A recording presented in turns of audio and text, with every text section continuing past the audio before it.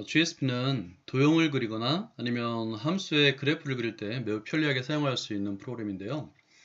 오늘은 이 GSP 프로그램을 다운받는 것을 알려드리고 그 다음에 기본 기능에 대한 설명을 한번 해드리도록 하겠습니다. 화면에 보이는 수학사랑 사이트에서 구매할 수 있는데요. 오른쪽 위에 쇼핑몰이 있습니다. 여기 들어가시면 왼쪽 메뉴에 소프트웨어가 있고요. 거기 맨 위에 GSP5가 있습니다. 그래서 창을 좀 내리면 이게 이제 개인용이냐, 10인용, 학교용, 그 다음에 뭐 초등학생 1년 사용권, 중고등학생용 1년 사용권에 따라 가격이 천차만별인데요. 보통 이제 개인용 29만원짜리를 많이 구입을 해서 사용할 것 같습니다. 저 또한 이게 5년 전에 그 개인용 29만원짜리를 사서 잘 사용을 했는데 얼마 전에 노트북을 새거로 바꿨어요. 그래서 뭐 필요한 파일들은 USB에 담아서 옮겨 놓고 그 다음에 이전 거는 그 포맷을 했는데 그래서 이제 새 노트북에다가 파일을 설치해서 실행을 하니까 이게 라이선스가 필요하다는 메뉴가 뜨더라고요. 그래서 이 오른쪽에 보이는 이 빨간 전화번호 있죠. 이 전화 여기다 전화를 해가지고 어떻게 된 거냐 물어봤더니 그게 무슨 뭐 라이선스를 옮기기 전에 계약 해지를 하고 뭐 라이선스를 기억을 한 다음에 다시 입력을 해야 된다고 설명을 하는데 제가 그걸 못했다고 그랬더니 방법이 없다고 다시 재구매하라고 그러더라고요. 솔직히 재구매에 대한 필요성은 안 느낍니다. 왜냐면 그 전에 사용하던 GSP4가 기능이 굉장히 좋았거든요. 그리고 GSP5가 개선된 기능이 그렇게 썩 와닿지가 않아요. 잠시 GSP5를 한번 보여드릴 텐데요. 여러분들도 한번 설치를 해서 같이 보시죠. 수학사랑 홈페이지로 와서 이 수학 소프트웨어가 있습니다. 자, 여기를 더블 클릭하시고요. 그럼 GSP가 있죠. GSP5 그 다음에 두 번째 GSP5 평가판 다운로드가 있습니다. 그런 다음에 아래쪽으로 내려와서 한글판 GSP5 내려받기를 눌러서 설치를 하시면 되는데 설치하시면 이게 그 20분간 사용할 수 있는 프로그램입니다. 여기 사용시간 20분이죠. 근데 이제 불편함은 없어요. 왜냐면 20분 사용한 다음에 창이 하나 뜹니다. 나가라고. 그럼 나오면 됩니다. 나온 다음에 다시 누르면 다시 20분간 또 사용하고 그래서 굳이 그렇게 구매하지 않아도 잘 사용할 수 있습니다. 그러면 바탕화면에 그 GSP5에 대한 아이콘이 뜨고요. 그걸 눌러서 설치를 하면 실행을 하면 자, 화면을 한번 보여드릴까요?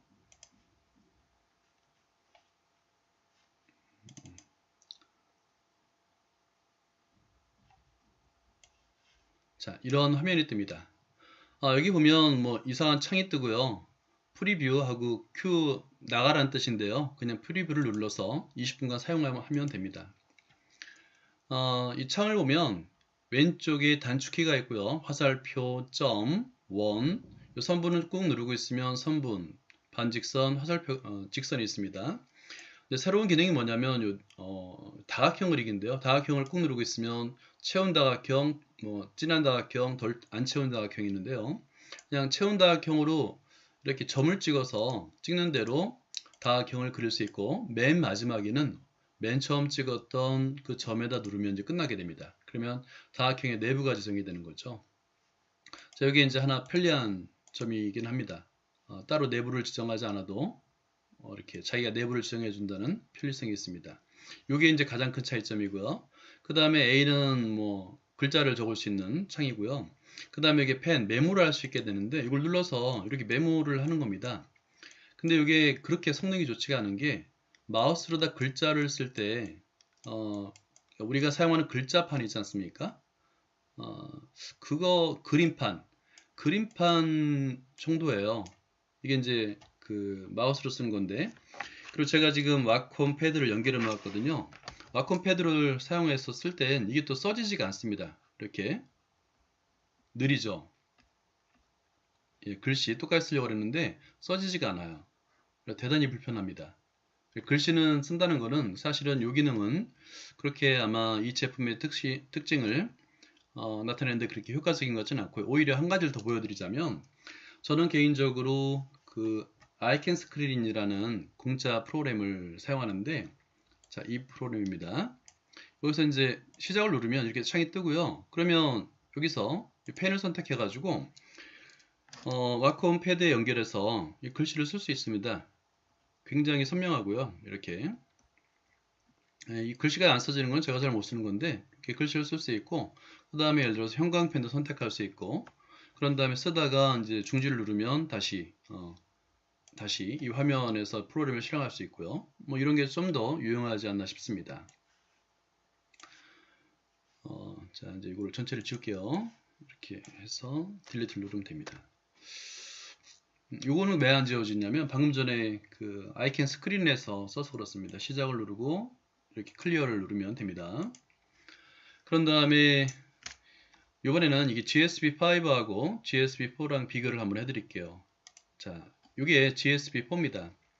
왼쪽 단축키에서 화살표, 그 다음에 점, 원, 그 다음에 이 선분은 꾹 누르고 있으면 선분, 반직선, 직선을 선택할 수 있고요. 그 다음에 글자 도구, 그리고 똑같아요. 위에 기능, 펑션 키는 거의 다 똑같습니다. 새로운 건 없고요. 그다지 쓸릴 게 없고요. 그래서 저는 주로 GSP5를 한 4년 동안 잘 썼는데 GSP4를 쓸 때도 큰 불편함을 못 느끼고 있습니다. 자, 오늘은 GSP5를 다운로드 받으셨을 테니까 그걸 가지고 한번 설명을 해 드리도록 하겠습니다. 기본 기능. 자, 먼저 화살표는 제일 중요해요. 그러니까 뭘 할 때마다 계속 화살표를 눌러서 지정을 해야 되고요. 두 번째가 점입니다. 점. 근데 이 점을 찍을 때 먼저 찍은 점은 밟지 않은데 맨 나중에 찍은 점은 밟죠. 이게 활성화되었다라고 합니다. 활성화됐다. 그래서 근데 모두 활성화시키려면 어떻게 되냐면 다시 화살표를 누른 다음에 원하는 점을 다시 누르면 이렇게 활성화됩니다. 예, 전체를 활성화를 한꺼번에 할 수 있고요. 딜리트 누르면 지워지죠. 다시 한번 해볼까요? 점을 찍고요. 원하는 위치에 점을 찍고 그 다음에 활성화가 왜 중요하냐면 자 보세요. 자, 활성화를 차례대로 이렇게 한번 해볼게요. 그런 다음에 펑션 키를 많이 이용하는데요. 여기 작도로 들어가서 선분을 누르면 이렇게 내가 누른 순서대로 선분을 이어줍니다.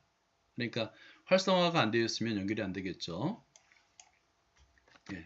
자, 이게 이제 점이고요. 그 다음에 원을 한번, 오늘은 중점적으로 첫 시간이니까 원에 대한 설명을 해드리자면 원의 정의가 뭐죠? 원은 한 점으로부터 일정한 거리에 있는 점들의 집합이죠. 뭐 집합을 고등학교 때 배우니까 중학교 때까지는 원은 한 점으로부터 일정한 거리에 있는 점들의 모임 이렇게 설명을 하곤 합니다. 이렇게 드래그해서 마우스 왼쪽 버튼을 누른 다음에 드래그해서 원을 그리는데요. 많이 그려보세요. 이렇게 원을 그립니다. 근데 실제 이렇게 그리는 거는 편리하긴 하지만 이런 식으로 원을 그려서 사용할 일은 거의 없어요. 자, 한번 지워보겠습니다. 화살표를 눌러서 전체 드래그 활성화한 다음에 딜리트 키 한번 그려볼까요? 다시 원을 눌러서 먼저 찍는 게 중심이고요. 그 다음에 드래그해서 원주의 점 이런 식으로 됩니다. 우리가 반지름을 표현하고 싶으면 선분을 선택한 다음에 뭐 중심과 원주의 점을 연결하면 되겠죠. 이게 반지름이 되겠죠. 근데 이게 단점이 있어요. 뭐냐면 원주의 점을 가지고 이렇게 움직이면 원의 반지름이 변해버려요. 근데 그러면 원의 반지름은 고정한 상태에서 원주의 점을 움직이고 싶으면 어떻게 하느냐? 점을 선택한 다음에 원주의 점을 찍는 겁니다. 그리고 화살표를 누르고 그 방금 전에 찍은 점을 가지고 드래그를 하면 마우스 왼쪽 버튼을 누르고 있습니다. 드래그를 하면 그 점만 움직이죠. 원의 반지름은 변하지 않습니다. 그래서 맨 처음 원을 그리는 원주의 점, 그 다음에 새로 찍은 원주의 점, 이 두 개의 차이점을 이해하는 게 중요합니다. 자, 이런 식으로 원을 그릴 수 있고 두 번째는 점을 찍어서도 원을 그릴 수가 있습니다. 자, 점을 선택한 다음에 하나, 두 개 찍습니다. 그리고 화살표를 누른 다음에 활성화를 모두 지우고 먼저 눌러서 활성화시킨 것이 중심이 되고요. 두 번째 눌러서 활성화시킨 것이 원주의 점이 됩니다. 그런 다음에 작도로 가서 여기 이제 뭐 사이클 바이 센터 앤 포인트라고 되어 있죠. 이걸 누르면 그러니까 중심과 원주의 점이 주어진 원입니다. 마찬가지예요. 기능은 방금 전에 그림과 똑같습니다. 자, 이런 식으로 그릴 수 있고요. 그 다음에 반지름을 미리 설정을 한 다음에 원을 그릴 수 있어요. 예를 들어서 선분을 선택한 다음에 먼저 선분을 그려놓고요. 자, 이 길이를 반지름으로 쓸 겁니다. 그리고 점을 찍어서 원의 중심을 설정합니다. 자, 다시 화살표 눌러서 자, 원의 중심과 이 선분만 점이 선택되면 안 돼요. 이걸 반지름으로 쓸 겁니다. 활성화한 다음에 작도로 가서 방금 전에 눌렀던 걸 다시 눌러요. 그러니까 중심과 반지름의 길이가 주어진 원. 자, 이때는 차이점이 있죠. 방금 전에 그렸던 거는 원주위에 점이 있었는데 이번에는 원주위에 점이 없습니다. 이런 차이점도 있고, 자, 여기 반지름으로 썼던 선분을 이렇게 움직이면 어떨까요? 이 길이에 따라서 변하죠. 원의 반지름이 변합니다. 자, 그리고 여기서 또 하나, 이게 GSP가 움직이는 기하거든요. 그래서 다양하게 움직이는 어떤 움직임을 보여주면서 도형의 성질을 파악할 수 있는데, 그걸 하나 보여드릴게요. 자, 점을 선택한 다음에 방금 전에 반지름으로 쓴 선분 위에다 점을 찍습니다. 그리고 화살표를 눌러서 두 점 사이에 두 점을 선택한 다음에 두 점 사이 거리를 측정할 수 있어요. 측정 눌러서 거리를 누릅니다. 그러면 요 지금 AB로 표현되는데 AB의 거리가 표현된 거예요. 그럼 이 거리를 반지름으로 하고 원래 원의 중심을 또 그대로 중심으로 써보죠. 중심으로 하는 원을 작도할 수 있습니다. 이렇게. 자, 그러면 이 B점은 맨 처음 걷던 선분 위에서만 움직여요. 이렇게. B점의 위치에 따라서 AB의 길이를 반지름으로 하는 원이 그려지고 있죠. 여기서 좀 더 나가서 이 B점을 그대로 B점만 활성화한 다음에 보기를 눌러서 포인트 애니메이션 주기가 있는데 그걸 눌러주면 이렇게 움직임을 보여줄 수도 있습니다. 예.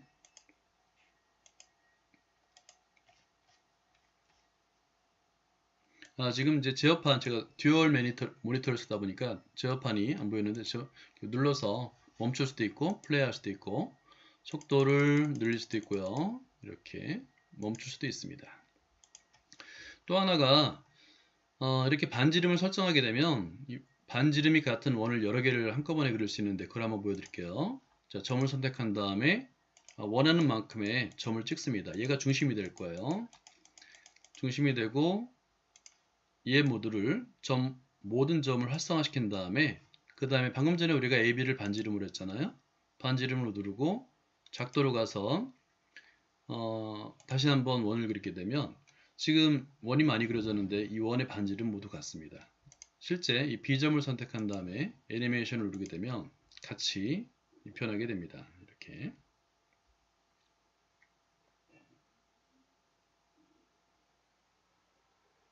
예, 누르고 이따 오늘은 첫 번째는 여기까지만 설명해 드리도록 하겠습니다.